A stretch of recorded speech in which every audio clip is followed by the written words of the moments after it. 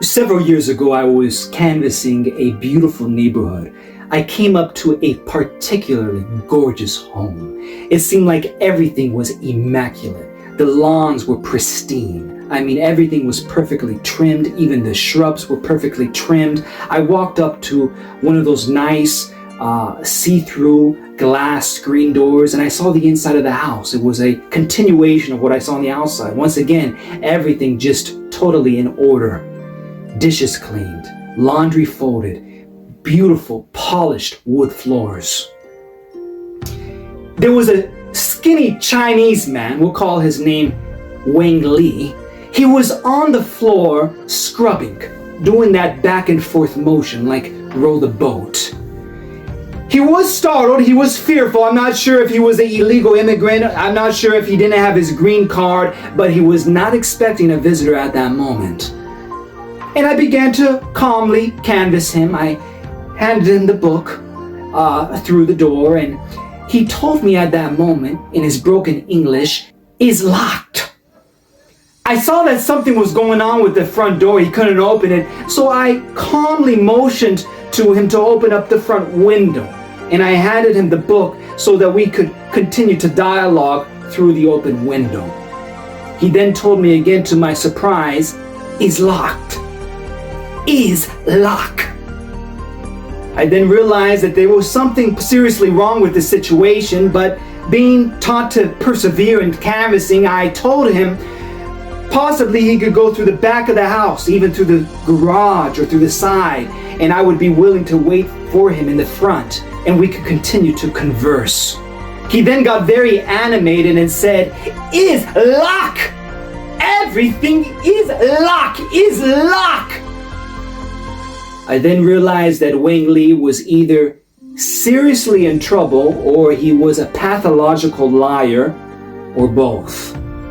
I decided to move on and canvass the rest of the neighborhood. Family, the reason why I share this story is because there's a valuable object lesson from the life of Wang Li. Americans today, like Wang Li, seem to have everything on the outside looking good. Beautiful lawns, brand new SUV, whole closet, whole wardrobe filled with nice suits. Like Wang Li, it seems like their life is stainless, like their life is clean, impeccable, but they have a stain, a dark stain in their life. Like Wang Li, they're running from God. They think that God is some kind of tyrant that wants to make their life miserable. But the reality is that the book of John, chapter 10:10 says that the thief cometh not but to steal and to kill and to destroy. Jesus has come to give us life and to give us that life more abundantly. Family, he wants to give you and me that more abundant life. But unfortunately, Phariseeism, bureaucracy, red tape, legalism is choking the churches and the religious experiences of many today. Like the dark ages of old, the Bible is spiritually, symbolically, metaphorically chained to the pulpits. What do I mean? In the Middle Ages, we know that the Bible was actually literally chained to the pulpits. The Bibles were very valuable books, some of them costing about the same price of a median household. But it's not just that. The people were shut up in ignorance. Beyond the fact that the Bibles were written in the dead language of Latin, about 90% of the populace back then could not read. It didn't matter if the Bible would have been printed in English, Spanish, or French, the people didn't understand and know how to read. So they relied on the priest to interpret the scriptures for them.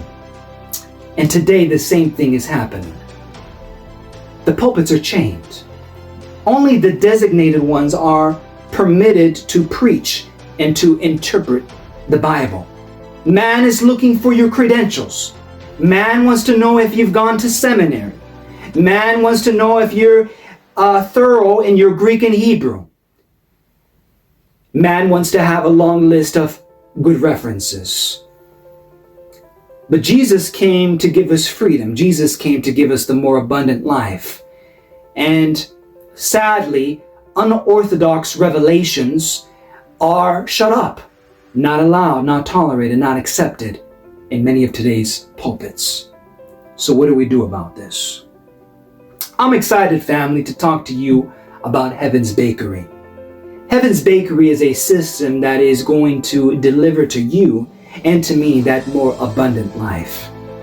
If you have a testimony or a revelation from God, now is the time to preach that to the people. Heaven's Bakery is going to be a system that is going to open up a pulpit for you to preach to many people. Not only that, but even for you to get paid. The gospel is practical. It's going to bless you spiritually and it's going to bless you temporally. Heaven's Bakery is a dynamic, transformative, groundbreaking, revolutionary, even disruptive evangelistic system that is going to empower you as the layperson. Once again, God is raising up the lay people to finish the work. This system is going to open up many opportunities for you and for God's people all over the world. Heaven's Bakery is a dynamic 3-tier system. The first 2 tiers are open to anybody that is a Christian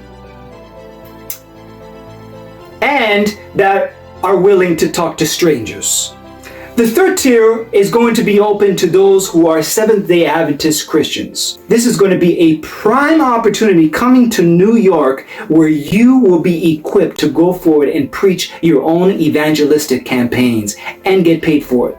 Find out more at flamesministry.com/Heaven's Bakery.